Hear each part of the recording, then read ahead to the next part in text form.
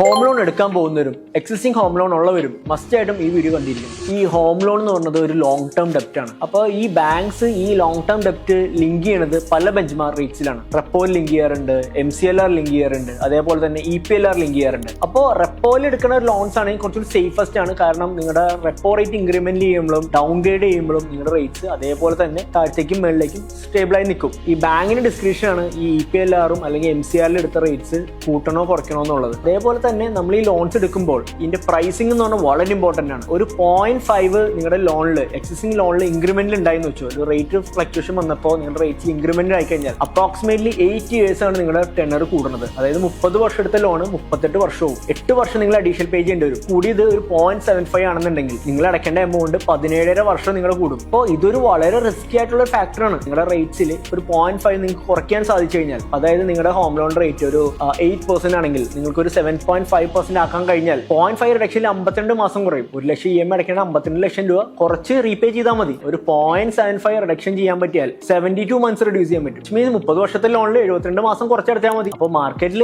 ഈ home loan ഇപ്പൊ at present 7.1 വരെ നിങ്ങൾക്ക് അവൈൽ ചെയ്യാൻ പറ്റും. അതാണ് ഏറ്റവും ലോവസ്റ്റ് റേറ്റ് ബാങ്കിങ് സിസ്റ്റത്തിൽ അവൈലബിൾ ആയിട്ടുള്ളത്. പബ്ലിക് എന്താ ചെയ്യാന്ന് വെച്ച് കഴിഞ്ഞാൽ ഈ ചെറിയ 0.25 0.5 റിഡക്ഷന് വേണ്ടിയിട്ട് ഒരു ഹോം ലോണിന്റെ റേറ്റ് റിഡക്ഷൻ ട്രൈ ചെയ്യോ അല്ലെങ്കിൽ ഒരു ടേക്ക് ഓവർ ചെയ്യാനോ ട്രൈ ചെയ്യാറില്ല. കാരണം അവർക്ക് അതിന്റെ ലീഗൽ ഫോർമാലിറ്റീസ് ഹയർ സൈഡ് ആയതുകൊണ്ടാണ്. പക്ഷെ അവിടേക്കാണ് ലീഡ് സ്പിയർ നിങ്ങളെ സപ്പോർട്ട് ചെയ്യുന്നത്. ഇതിന്റെ ലീഗൽ പാർട്ടും ടെക്നിക്കൽ പാർട്ടും ബാങ്കായിട്ടുള്ള കോർഡിനേഷൻസ് എല്ലാം നമ്മുടെ ലീഡ് സ്പിയറിന്റെ ടെക്നിക്കൽ ടീംസ് ഹാൻഡിൽ ചെയ്തോളും. അപ്പോൾ നിങ്ങൾക്ക് ഒന്നും അറിയേണ്ട ആവശ്യമില്ല. വളരെ ഈസി ആയിട്ട് നിങ്ങൾക്ക് ആ ഹോം ലോൺ ലോവസ്റ്റ് ഇൻട്രസ്റ്റ് റേറ്റിൽ കൺവേർട്ട് ചെയ്യാൻ പറ്റും. ലീഡ് സ്പിയറിന്റെ എക്സ്പെർട്ടീസും അത് തന്നെയാണ്. നിങ്ങളെ എങ്ങനെ നിങ്ങളുടെ കോസ്റ്റ് സേവ് ചെയ്യാന്നുള്ളതാണ്. നിങ്ങൾക്ക് ആ ഡിഫറൻസ് കിട്ടുന്ന എമൗണ്ട് നിങ്ങളൊരു മ്യൂച്വൽ ഫണ്ടിലോ അല്ലെങ്കിൽ അതർ ഇൻവെസ്റ്റ്മെന്റിൽ ഇട്ട് കഴിഞ്ഞാൽ നിങ്ങളുടെ 30 വർഷം കൊണ്ട് ഉണ്ടാക്കുന്ന നിങ്ങളുടെ ഒരു എമൗണ്ട് വളരെ ഹ്യൂജ് എമൗണ്ട് ആയിരിക്കും.